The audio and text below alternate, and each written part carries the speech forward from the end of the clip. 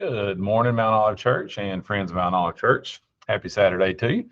Hopefully, you're having a good start to your weekend and have had a good week this week. Andrew Short joining you here. It's been homecoming week at Central, so it's been wild. We'll be tired. We'll hopefully catch up on some sleep later, but want to share my screen here. Awesome. Just a side note here while I'm sharing the screen. Awesome trunk or treat on Wednesday night there at Mount Olive. Hopefully you got a chance to come out to that. Really, really good thing there. It was awesome just to kind of be a part of that, see all the people. I don't even have a rough estimate of how many people were there, but so many people at our church. So that was cool. Glad that got to happen. So just a quick devotion, hopefully here this morning, and on Brother TJ's message from last Sunday on God Knows Me from Psalms 139. One of my favorite, I guess, chapters in the Bible. It's hard to narrow them down sometimes, isn't it? But it seems like this one's been preached out of a lot over my lifetime, and it seems to always kind of hit home. But Psalms 139, a couple verses at the beginning, then skipping down.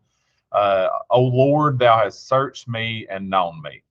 Again, as you're reading this, sometimes stuff hits harder than others. But as I'm reading this, I'm thinking, David is saying this, and I'm saying this to the God of all the universe. Thou hast searched me and known me. Andrew Short of Pound, Virginia, you know me. That blows my mind when I really wrap my mind around that or try to. Verse 2, thou knowest my down sitting and mine uprising. Thou understands my thoughts afar off. He not only knows my thoughts, he understands my thoughts. There's no faults, there's no misunderstandings with God. He knows exactly where my thoughts come from. And then skipping down to verse 17, how precious also are thy thoughts unto me, O God.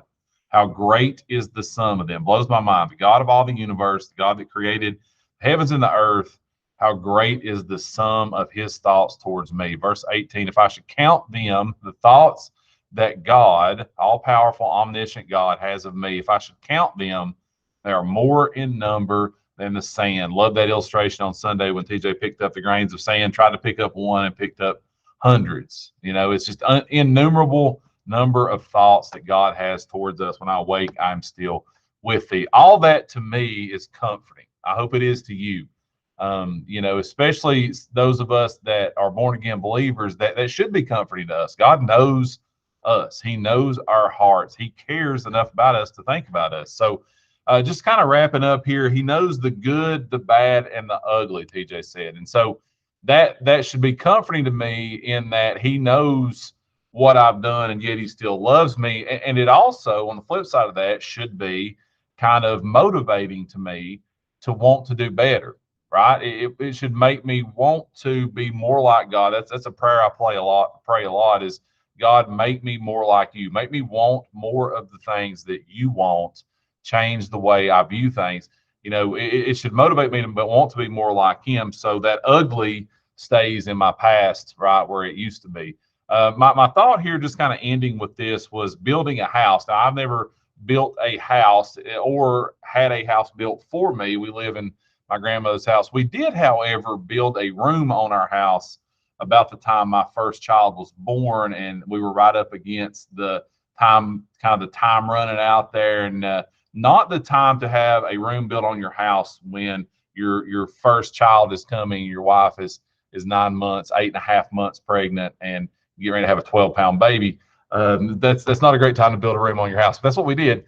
So it was stressful, but my thought was, if I'm building a house, or if I'm having a house built for me, I want the builder to understand. I want him to know, right? Know me.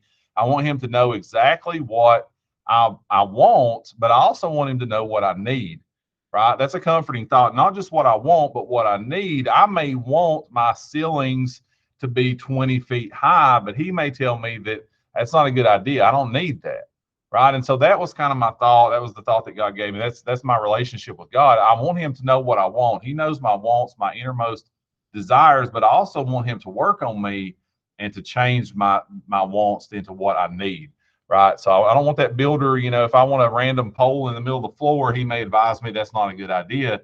That's what I want God to do too. I want him to lead me through the rest of my life. The builder of my life, I want him to know me and to know what I want and to advise me where I should go. So hopefully you got something out of that this morning. Hopefully you have a good rest of your weekend. And also, hopefully you will join us tomorrow 11 o'clock at church. So you guys have a good rest of your weekend. Love you guys. See you then.